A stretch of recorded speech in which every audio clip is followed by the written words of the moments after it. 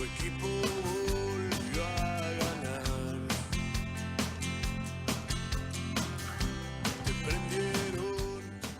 Bien, seguimos en Región Económica ahora para darle la bienvenida a Germán Dahlgren, doctor en Economía y Política, en Gobierno y Política y contador público nacional, uno de los habituales consultados aquí en este espacio por su dedicación a la observación del movimiento económico local.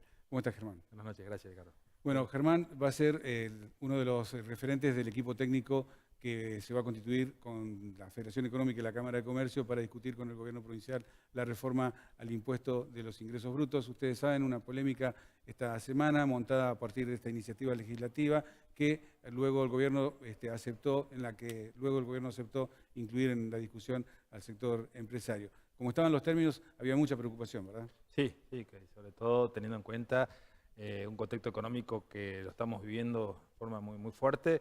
Hablar de suba de impuestos es un tema justamente muy fuerte, ¿no? Y la verdad que, bueno, se abrió una mesa de diálogo y se está trabajando sobre la modificación de un proyecto que tenía como objetivo un incremento de ingresos brutos, sobre todo de un impuesto tipo consumo que afecta al universo de la gente, ¿no? O sea, un impuesto al consumo final, digamos, ¿no? Claro, que va a ser rápidamente trasladado de todas maneras Claramente es impuesto, a los los precios. impuestos a los consumos son impuestos que se trasladan a los precios, a la diferencia del impuesto a la renta, al impuesto a la riqueza, los impuestos al consumo se trasladan. Por lo tanto, el empresario automáticamente, al recibir el impacto de la suba de tasa, lo único que hace es trasladarlo al precio del producto, lo que lógicamente nos alcanza a todos, ¿no? Una jugada política económica desde la administración fiscal de cierto riesgo, porque en realidad frente a este contexto de recesión, de suba de las tasas de interés, fortísima suba de las tasas de interés activas y pasivas del Banco Central, que van a ser de referencia para todo el sistema, quien necesite capital de trabajo, quien necesite financiarse en capital de trabajo o incluso capital de inversión,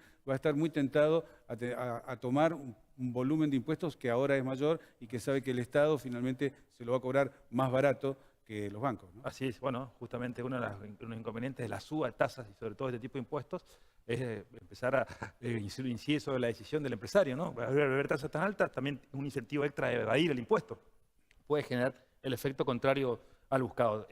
No es el momento, el lugar, ni para subir ningún impuesto. No hay posibilidad hoy, ni la oportunidad, por supuesto. No hay posibilidad, Ricardo, de que pueda el empresario o el comerciante sufrir una suba de impuestos. Creo que de llevarse adelante esta medida, el efecto y la consecuencia de esa medida debería ser contraria al objetivo por el cual se había implementado este proyecto de ley. Se defendió, nosotros lo vimos al contador Benítez, el titular de la Administración Tributaria Provincial, que defendió aquí que el 90% de los contribuyentes PYME de la provincia no iban a ser afectados, digamos, no iban a ser alcanzados. Sin embargo, hablábamos con Miguel la semana pasada que 70 millones de pesos, cuál es el límite para la suba de la alícuota, no es una cifra extraordinaria para una PYME media. Hay mucha gente que está vendiendo productos y servicios que, cualquier supermercado de barrio, como decía Miguel la semana pasada, puede llegar a tener una facturación mayor o igual a los 70 millones de pesos anuales. Hablar de capacidad económica en impuestos a los consumos no tiene sentido, porque el impuesto, vuelvo a insistir, se traslada independientemente de quién sea el contribuyente que tenga que ser el objeto del impuesto, ¿no? Pues son, en definitiva, el que termina pagando el impuesto es el consumidor final. Es el sujeto que lo pague una gran cadena, o una pyme, o un supermercado, o un comercio chico, el impuesto se termina trasladando y lo termina pagando el ciudadano a pie, ¿no? Entonces, hablar de escalas progresivas en un impuesto al consumo no es algo recomendable ni está apuntado en un impuesto en este tipo de impuestos. Son bien vistas en impuesto a la renta, en impuesto a la riqueza. Este impuesto generalmente lo único que hace es trasladar y caer la carga sobre el consumidor final. Por lo tanto, sí es cierto que los contribuyentes que son los empresarios o comerciantes pueden verse afectados. El afectado en definitiva va a ser el consumidor final que va a tener que pagar esa diferencia de alícuota al comprar sus productos, ¿no? Pues es un impuesto general al consumo. Otro ítem que habíamos observado con cierta preocupación es la pérdida de competitividad relativa que tiene el comerciante local. Al eliminarse la mayor alícuota para el contribuyente de jurisdicción extraña, como se dice, esto es para empresas que vienen de otro lado, de otras provincias, radicadas en otra provincia, a mercar aquí en la provincia del Chaco, los términos de competencia y del jugador local se resienten, ¿verdad? Sí, claro. Bueno, uno de los objetos del consenso, de la ley de consenso fiscal firmada el año pasado por la provincia es justamente eliminar el tratamiento diferencial de las provincias en materia de ingresos brutos y eliminar las aduanas de interior. Entonces, la provincia asumió también el compromiso de tender, como otras provincias, a la disminución del impacto impositivo para justamente unificar alícuotas y evitar un trato diferencial entre provincias y justamente evitar que un inversor elija una provincia u otra por su diferencia de alícuota, ¿no? Uno de los compromisos fue unificar la alícuota. Lo que pasa es que esa unificación de alícuota se fue tomada por algunas provincias para subir las alícuotas, Claro. cuestión que cuestionamos desde ya con ese proyecto de ley, sino que la idea es que se unifique pero para abajo, no para arriba, ¿no? O sea, bueno, lamentablemente... El otro está cobrando 5%, ¿por qué no vamos allí, digamos? ¿no? Claro, bueno, esa fue justamente la ventana que por ahí dejó abierto la ley de consenso fiscal a algunas provincias, en el cual por ahí estaba el Chaco, que otras provincias ya lo hicieron, y que bueno, en buena hora que las cámaras empresariales y bueno, se sienten a dialogar y se trate de otro proyecto de ley, pero que no establezca aumento de impuestos, ¿no? Claramente. Esta nivelación para arriba y para abajo estaba en potestad de las provincias. Sí.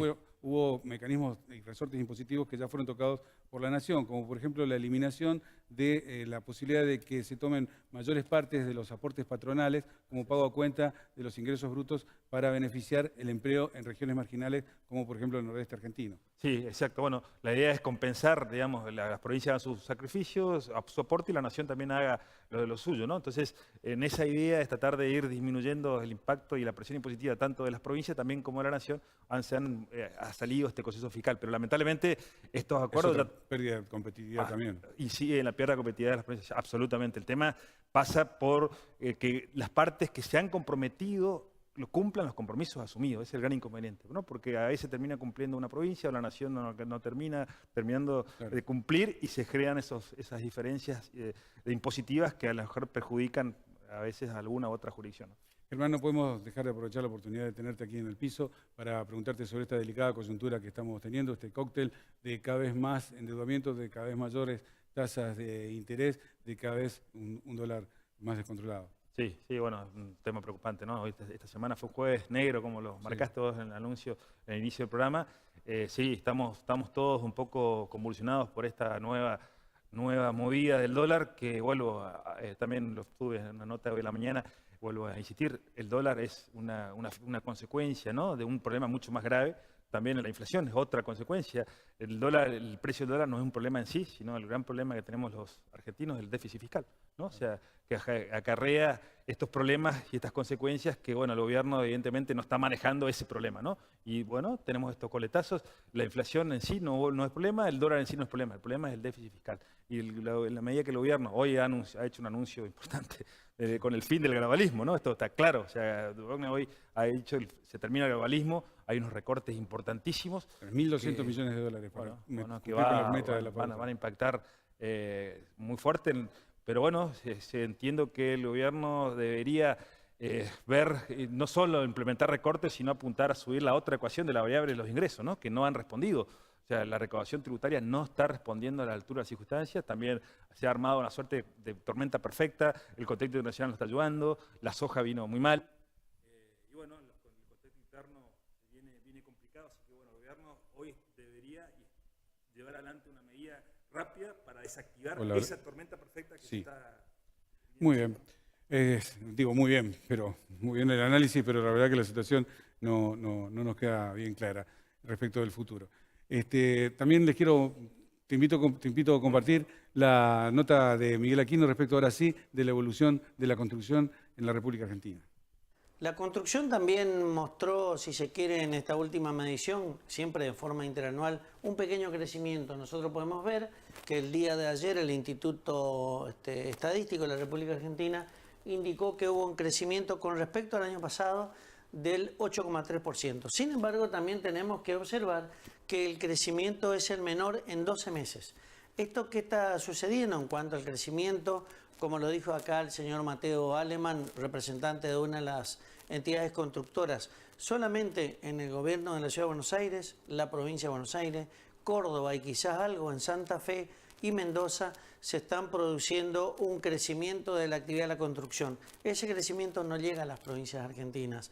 Aún no se ve ese movimiento y de hecho lo dijimos acá en Región Económica que de 14.000 empleados que tenía declarado la entidad gremial, ellos mostraron en la última medición 750 empleados. Eso nos indica claramente que las grandes obras se están haciendo en las grandes ciudades. Si nosotros miramos la siguiente placa en cuanto a la cantidad de empleados, también podemos ver que la cantidad de empleados tuvo un crecimiento al mes de noviembre y acaba de caer en el mes de febrero del 2017. ¿Cuánto indica esta curva? Que tenemos aproximadamente 430.000 empleados cuando en su mejor momento en la República Argentina superamos los 600.000 trabajadores.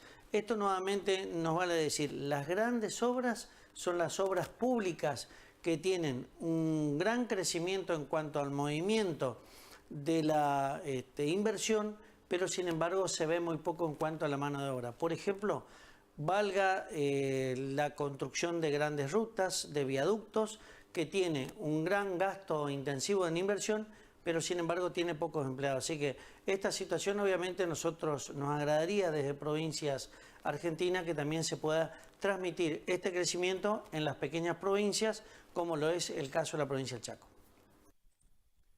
Bien, ha sido nuevamente la participación de Miguel Ángel Aquino en este espacio. La semana que viene seguramente lo vamos a contar nuevamente con nosotros, como también vamos a contar con ustedes allí como cada viernes en esta pantalla de la televisión pública del Chaco. Les agradecemos su presencia y esperamos haber estado a la altura de las circunstancias en estos momentos difíciles de la economía nacional y provincial. Los dejamos hasta la semana que viene. Muchas gracias. Como la popular se va a caer.